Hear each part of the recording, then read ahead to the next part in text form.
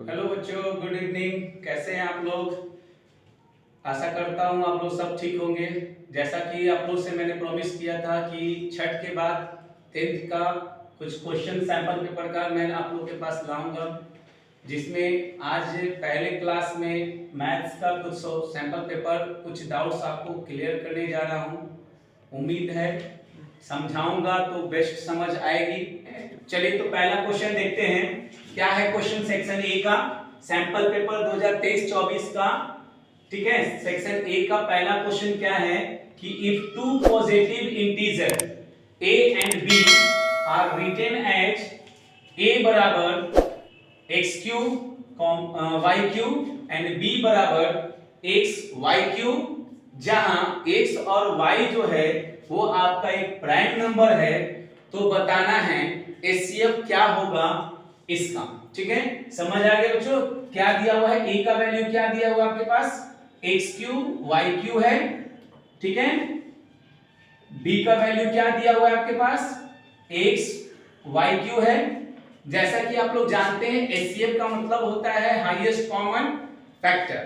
ठीक है, HCF का मतलब होता है हाईएस्ट कॉमन फैक्टर, और उसमें क्या होता है, जो बड़े वाले जो दोनों में कॉमन होते हैं उसको करेक्शन हम लोग उसमें से निकाल लेते हैं। ठीक है, तो अगर हम x की बात करें, a की बात करें, तो हमारे पास a का जो कैलकुलेशन उसमें x 3 टाइम रिपीट है। ओके बच्चों, y कितने बार है, 3 टाइम्स ये भी है। b का क्या कैलकुलेशन हुआ, x 1 टाइम है तो एक बार लिख दिया, y 3 बार है तो 3 टाइम्स लिख दिया। इसमें सबसे पहले बच्चों जब a और b का कैलकुलेशन कर लीजिएगा तो आपको ध्यान देना है कि दोनों में कॉमन क्या हो रहा है। तो कॉमन का मतलब होता है जो दोनों में हो जाए, तो हम CF लिख सकते हैं। CF का मतलब होता है कॉमन फैक्टर। तो कॉमन फैक्टर में दोनों में मेरा x कॉमन है तो हमने लिख दिया x। दोनों में मेरा एक और कॉमन हो रहा है, y हो रहा है। ठीक है, दोनों में कॉमन मेरा y हो रहा है, y लिख दिया। एक और y कॉमन है, देखिए बच्चों ध्यान से देखिएगा, दोनों में 2y कॉमन हो रहा है।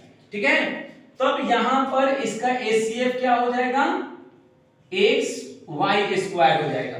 ठीक है बच्चों, देयरफॉर हम कह सकते हैं, हमारे पास क्वेश्चन क्या था कि HCF of a and b का क्या होगा आंसर, x y स्क्वायर।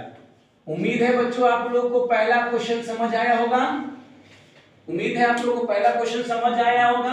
अब हम लोग तुरंत दूसरे क्वेश्चन के लिए चलते हैं। क्वेश्चन आपके पास अब ये है, the LCM of smallest 2 digit composite number and the smallest composite number is, क्या होना चाहिए। देखिए कंपोजिट नंबर ऐसे देखा जाए तो स्मॉलेस्ट कंपोजिट नंबर देखा जाए तो मेरा 4 है। ठीक है, लेकिन इसके क्वेश्चन के हिसाब से इसमें स्मॉलेस्ट कंपोजिट नंबर क्या होगा, मेरा 20 होगा। ठीक है, थर्ड क्वेश्चन बच्चों बात करते हैं। अगर x का वैल्यू दिया हुआ है, x का वैल्यू क्या दिया हुआ है बच्चों, 3 दिया हुआ है। x का वैल्यू कितना दिया है, 3। तो 3 is one of the root of the quadratic equation. Quadratic equation कितना दिया है बच्चों, x square minus 2kx plus minus 6 बराबर 0। तो कहता है k का वैल्यू क्या है। ध्यान देंगे बच्चों, आपके पास x का वैल्यू क्या दिया है, 3 दिया है। कितना है, 3। और क्वाड्रेटिक इक्वेशन क्या दिया हुआ है आपके पास, x square minus 2kx minus 6 बराबर 0। क्या करना है बच्चों, आप लोगों को x के जगह पर इस 3 को पुट करना है। कैसे करेंगे, 3 का square minus 2 into k into 3 और माइनस 6 बराबर 0। ठीक है, 3 का स्क्वायर क्या होता है, 9 होता है, माइनस ये क्या हो जाएगा, 6k हो जाएगा, और माइनस में 6 बराबर क्या हो जाएगा, 0। अब क्या करेंगे, 9 और 6 का एक साथ रिलेशन होगा, तो 9 में से 6 जाएगा तो क्या बचेगा बच्चों, 3 बचेगा। 3 माइनस 6k बराबर 0 हो जाएगा बच्चों। अब ध्यान देना है थोड़ा सा, क्या करना है, यहां पर मेरा माइनस में 6k है तो क्या हम इसको उधर कर देंगे तो 6k बराबर 3 लिखा जा सकता है ना। तो k का वैल्यू क्या होगा, 3/6। आंसर क्या बनेगा बच्चों, 1/2। यानी k का वैल्यू क्या होगा बच्चों, 1/2। ऐसा है, आपको 3 क्वेश्चन तक अभी समझ। नेक्स्ट क्वेश्चन आपका है चौथा number, the pair of equation y is equal to 0 है। तो y इज इक्वल टू कितना है हमारा, 0। y इज इक्वल टू है मेरा 0, और y इज इक्वल टू दिया है -7। तो इसमें पूछा जा रहा है कि कौन सा सॉल्यूशन होगा। तो देखिए दोनों का वैल्यू y में है, तो जब दोनों का वैल्यू y में होगा तो सॉल्यूशन क्या होगा, नो सॉल्यूशन होगा। ओके, पांचवा क्वेश्चन मेरा है कि value of k for which of the quadratic equation, quadratic equation कितना दिया है 2x² - kx + k, क्या दिया है 2x² - kx + k। तो कह रहा है कि इक्वल रूट क्या होगा। तो इक्वल रूट निकालने के लिए पहले हमें क्वाड्रेटिक इक्वेशन का क्वेश्चन क्या करना होगा, लिखना होगा। तो क्या हो जाएगा 2x² - kx + k = 0, जहां पर आपको k का वैल्यू, a का वैल्यू देना होगा क्या, a बराबर हो जाएगा 2, b बराबर हो जाएगा -k, c बराबर हो जाएगा k। ठीक है, तो जैसी क्वाड्रेटिक इक्वेशन हम लोग निकालते हैं, जहां इक्वल रूट होता है वहां डिस्क्रिमिनेशन निकालना होता है, यानी d निकालना होता है।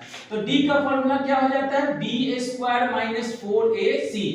हियर आपके पास b कितना है -k का होल स्क्वायर, -4 * 2 * c का भी वैल्यू क्या है k है। ठीक है, अब ध्यान देंगे k का स्क्वायर अगर करेंगे तो k² ही होगा, क्योंकि माइनस तो रिमूव हो जाएगा आपका, माइनस में क्या होगा 8k हो जाएगा, और इज इक्वल टू में मैं 0 कर सकता हूं। ठीक है, अब दोनों में k कॉमन हो जाएगा तो क्या होगा k - 8 = 0। तो थोड़ा ध्यान देंगे, यहां पर आंसर क्या बनेगा, एक बनेगा आपको आंसर, इसको हम लोग ऐसे कर लेते हैं। तो k - 8 = 0, तो k का वैल्यू क्या होगा 8 होगा, और एक आपका क्या बन जाएगा x का वैल्यू, k का वैल्यू क्या बन जाएगा आपका, एक k का वैल्यू आपका 0 होगा। तो आंसर क्या आपका बनेगा बेटा 0 और 8। ठीक है, तो k का आंसर क्या निकल के मेरा आया 0 और 8। आज के लिए सेक्शन ए का 5 क्वेश्चन ही काफी है।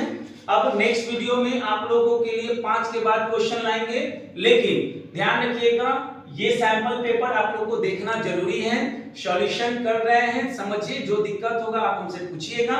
ठीक है, कल 5 के बाद वीडियो लेकर आएंगे, और उसके बाद धीरे धीरे कल का वीडियो काफी लंबी होगी हमारी। ठीक है, कल उम्मीद है सेक्शन ए और सेक्शन बी को मैं समाप्त कर दूं। ठीक है ना, तो इस तरह आप मेरे YouTube चैनल से जुड़िए। हमारे पढ़ाई को अगर आपको अच्छी लग रही है, आपको समझ आ रही है, तो सब्सक्राइब कीजिए, जितना ज्यादा हो बच्चों तक शेयर कीजिए, ताकि बच्चों की पढ़ाई आगे हो और उनकी एग्जाम भी अच्छी तरीके से जाए। धन्यवाद।